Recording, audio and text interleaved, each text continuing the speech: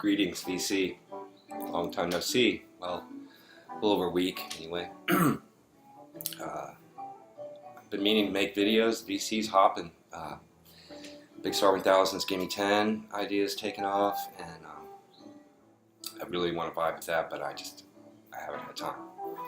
But I wanted to check in with folks and give a little update on some what's going on. I want to send my thoughts and prayers to the folks in DC that are going through some hard times right now. I don't want to name names or whatever, but you know who you are. Just know, thinking about you. It sounds ridiculous to say this about this virtual community, but in the short time I've been here, I feel like I've made some really good friends. I'm really honored to know you folks. But I've just been so busy ever since me and my nephew Brian decided we were going to renovate my studio downstairs. It's been, literally every spare minute has been devoted to it. And that's been cool because it's really coming along. But I haven't had listened to some records, cleaned some records, but I haven't felt up to make a video. But we're taking the evening off tonight, and I thought, all right, I'm gonna make a video. So yeah, cool stuff's going on down in my basement. So what we're listening to in the background is this. It's Grateful Dead, Sunshine Daydream.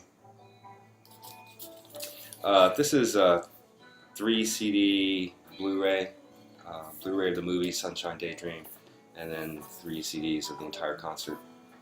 The movie only contains about half the show. There's a regular DVD and Blu-ray out there, but I think this package is only available from Grateful Dead. It's limited numbered. 12,500 copies, and it's not that limited. Although these things tend to sell out. Anyway, it's the complete, on CD, the complete concert from August 27th, 1972 at the in Bonita, the fairgrounds in Bonita. You'll notice I'm wearing tie-dye. This is in this tie-dye slipcase. Yeah, Sunshine Daydream was filmed. This is a Ken Casey kind of thing. His brother Chuck Casey had this creamery in Springfield, Oregon. That was going through some tough times. Hippies that were working there were causing problems with their clients, and so they asked the Grateful Dead. Ken Casey asked the Grateful Dead to play a benefit for them. This is 1972. They said, "Oh, sure," and so they set up this stage. Cut down trees, chopped up wood, and built a stage in the middle of this rural place in Oregon. It's been widely bootlegged. For whatever reason, the Dead rejected its release when it was first made, and it was sort of this legendary show. Of course, bootlegs readily available, many different edits and versions. And this is, a much better version of that movie. If you're into the Dead, I think it's essential. We're listening to The Dark Star right now. It's 30 minutes long. Very spacey.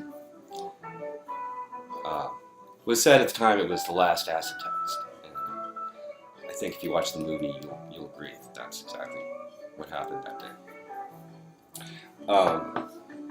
So yeah, I haven't actually been to the store in a couple weeks because I've been busy downstairs. But I had some records come in the mail, and I bought a lot of records previously that I haven't shown, and so I thought I'd just show you some stuff. There's the 4 LP version of Sunshine Daydream, the concert. It's in kind of a cool, like quadruple gatefold.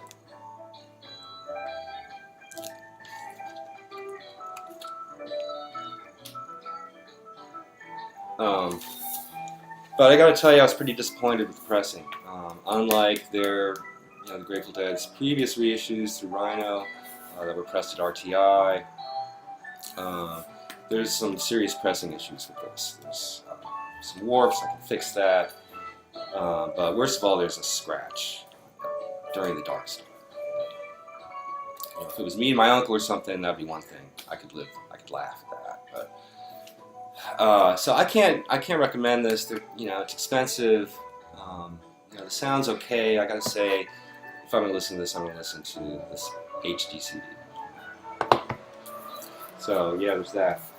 And another thing I talked about the last time, it didn't show because I forgot to pull it out, but I have to show it. This is the Bob Dylan Bootleg Series 110, another self-portrait.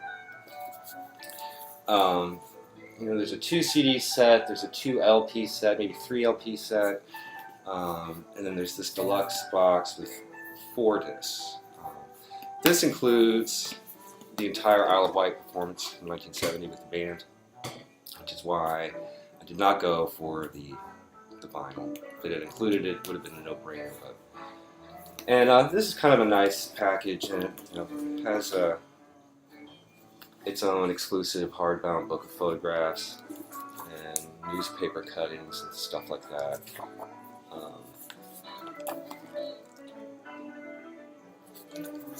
It's pretty cool. I'm happy to have it. It also has the remastered self-portrait, and that album self-portrait is pretty awful for a variety of reasons. And certainly, at the time it was released, it looks like deliberate career suicide on the part of Bob Dylan.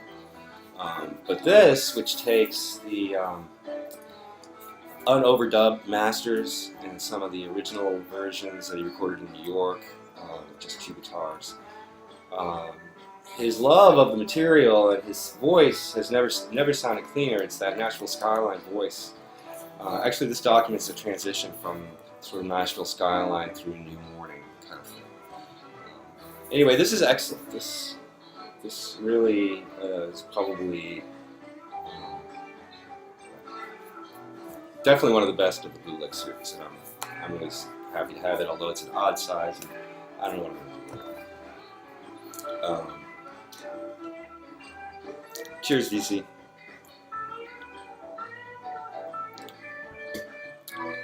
Sorry if I seem a little loopy from the paint fumes, but got the windows open. It's a beautiful day.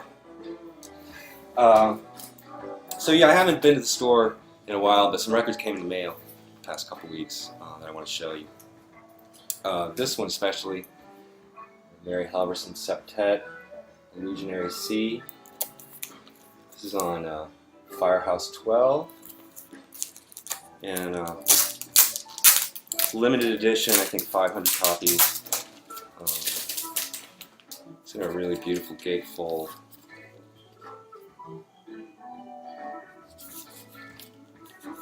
And it's pressed at 45, which is always nice. Sounds incredible. It also has these exclusive liner notes by Lars Gotrek. This is her trio, which then expanded to a quintet, which she's had for a while. Now it's expanded to a septet with saxophonist Ingrid Laubrock, who's amazing, and trombonist Jacob Garchik. And this highlights her compositions more than her playing necessarily. I mean, her playing is great, but she's very generous with the solo space, and it's really about the arrangements and the compositions. And it's just great stuff. I mean, it's very inside in some ways, very approachable, I think, in a post-bop kind of way, but interestingly constructed, and definitely informed by her time with Braxton, and studying with Braxton. And so it's avant-garde, but it's to me it's perfect. It's just perfect. Her previous record has also been pressed on regular 33 RPM vinyl, but it also sounds great. It has lovely gatefold packaging like this too. I can't believe it's still available. If you're into modern jazz and guitar and Well, you should know who she is anyway, so this is excellent. Another record came in the mail because I was watching Grecian Thunder's channel, and he showed this. U.S. Maple's first record, Long Hair in 3 Stages, on Skin Graft. They're a really interesting band. I have all their other records, but I didn't have their first record. And he talked about how Skin Graft had recently reissued them, including like the die-cut steel cover one for like $80. I didn't go for that. I went for just the standard reissue. And this, completes the puzzle for me because they start out semi-conventional here, although it's a very twisted, very Beefheart, post-punk kind of approach to songwriting and stuff. But then their later records just get more and more fractured, and I just, I guess they couldn't keep it up. They eventually broke up after about 4 or 5 records. So anyway, Grecian Thunder, thanks. I maybe wouldn't have even known that this had been reissued. And I'm super stoked to have it. So, cool stuff.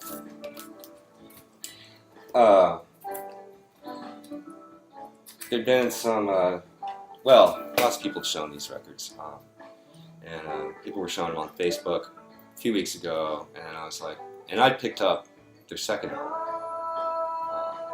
and I was like, I gotta have the rest of, these guys' catalog. So, got on eBay and found Happy the Man's self-titled first record on Arista. Beautiful condition. I mean, I'm often disappointed with condition descriptions on eBay, but this is, aside from the cut mark, this is stone mint, and it sounds awesome. What a great band! What a,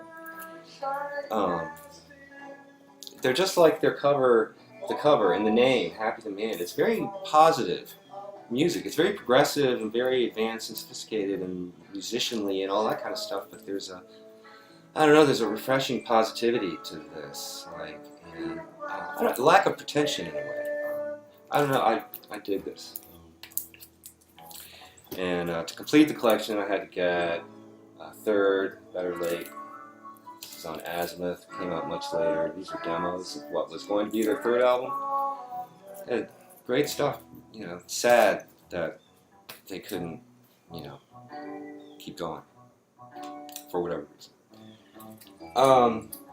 So got some stuff that came in the mail, and then, like I said in my last video, I'd gone to the Great Escape, which I don't often frequent, but found out they'd gotten this new collection in.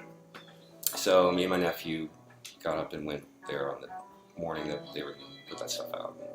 I got a bunch of stuff, and I haven't shown any of it yet because, I like to clean them and listen to them, and at least have an idea of what it is, because you can visually grading a record is not always that accurate. A record can look mint and have all kinds of noise, and another record can look beat, have all kinds of marks, surface marks, and sound damn good. So I like to have an idea of what's going on. Cheers. So, also thanks to the VC, these are records that people have shown, and I'd sort of written off the Moody Blues, and these are common records. You see them all the time, so I've been picking them up for cheap. And wow, this record, In Search of the Lost Chord, whoa. The cover's beat on this. There's writing all over it. I don't care about that. I don't play the jacket. But the vinyl looked like it could be cleaned up, and sure enough, and it's on, the DRM label. There's some surface marks, but man, it plays great. So for $2 or something, that was pretty awesome. And to our children's children, to our children's children's children, yeah, this is pretty good. And I guess this one, the Seventh Sojourn, is from '72. It was the last one of the sort of classic lineup of Moody Blues. Um, I'm really psyched to have these, and now the only ones I'm missing are the first self-titled and the Question of Balance, I think it's called. So, yeah, really super happy with these.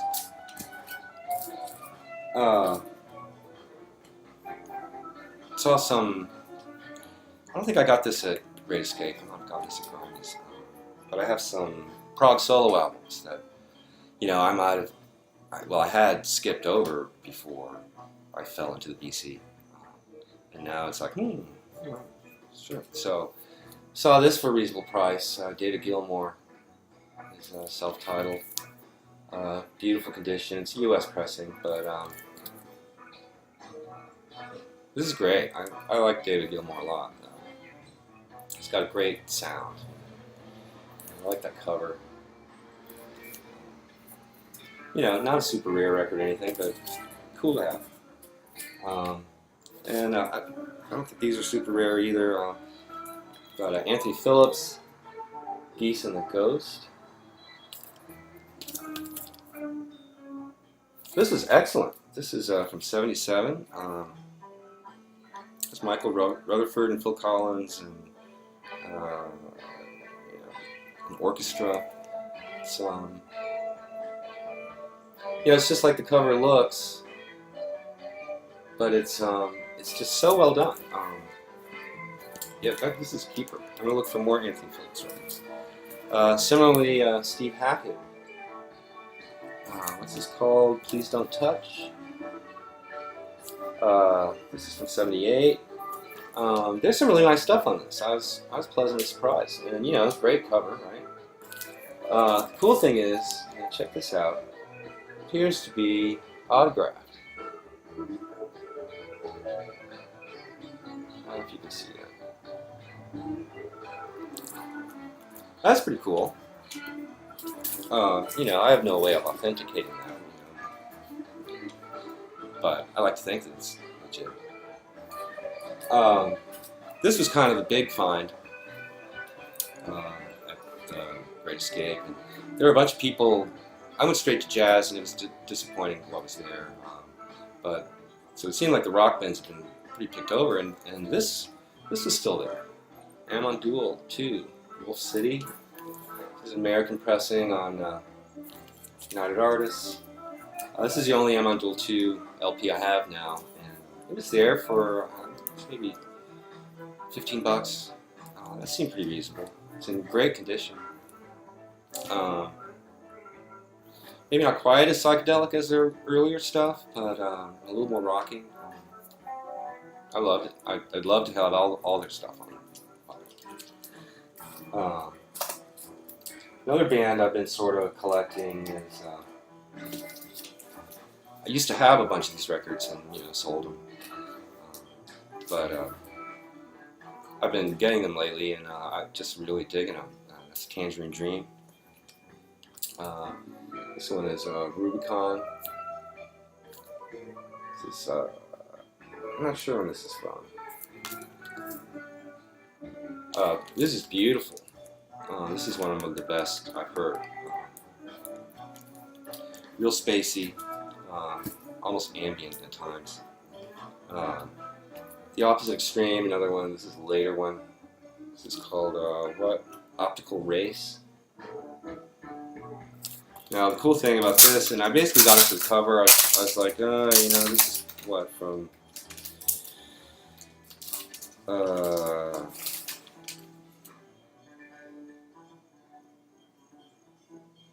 I hate when they don't put the date on here.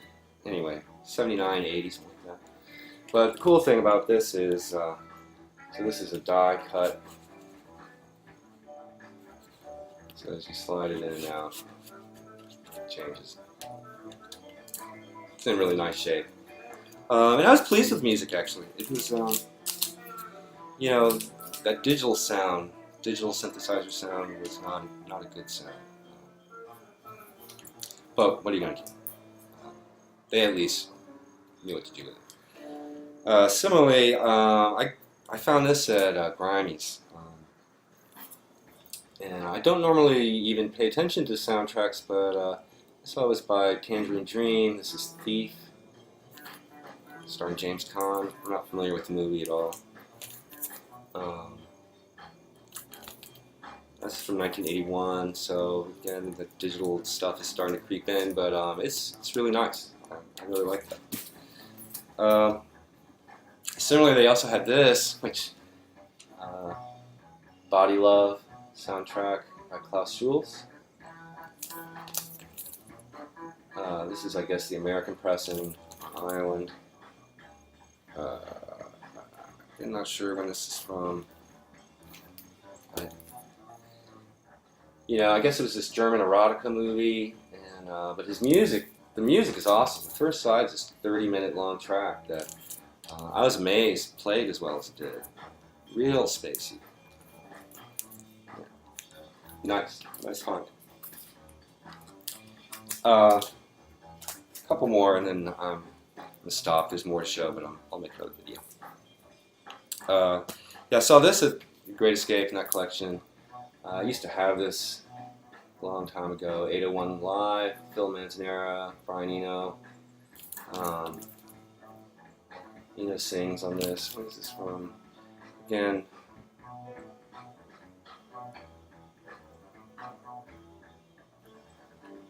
76. Sorry, folks. I'm tired. This is a lot of fun. Baby's on Fire. Some great jamming on it. It's almost like a fusion-y thing going on sometimes, but then it's those avant rock songs. This is cool. I need to get the studio album. It's a nice find for just a few bucks. Another one I'm trying to collect. I used to have all these. Brand X, Unorthodox Behavior, 76. This is a later pressing, cut out on Passport. It doesn't even have the inner sleeve, so there's like no information at all. Still, it's cool, funky fusion kind of stuff. Now I'm going to stop with this and go from Brand X to just plain old X, Live at the Whiskey. Found this at Grimey's. I haven't even listened to this yet. I've got to be in the right mood for this stuff. But I love this kind of stuff when I was a kid. This is a white label promo. It has this like sticker came with it. And there's a hype sticker on the front and a gold stamp on the back. It's not a gatefold. It's in stock Electra sleeves. But I'm just a sucker for these white label promos.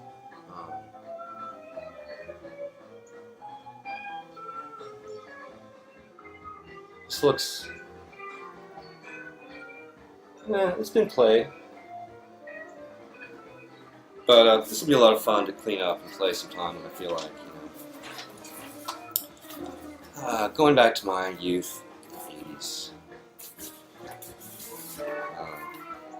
Never saw X. I had the opportunity and I just didn't. This was like 88, so this is towards the end of their thing. Okay, only 24 minutes, that's not bad. Thanks for watching, everybody. I now have over 240 subscribers or something crazy like that. Contest is still open. I guess YouTube took away the video link response thing. I don't know. I've never done this before. I'm aware of some responses. There's maybe not that many. Anyway, so if you've done a response, please send me a message or something so I'll know and be able to check it out. They've been awesome to watch. Great. Thank you all for participating, and I hope some more people will participate as well. Thank you. Bless you all. I'll talk to you soon.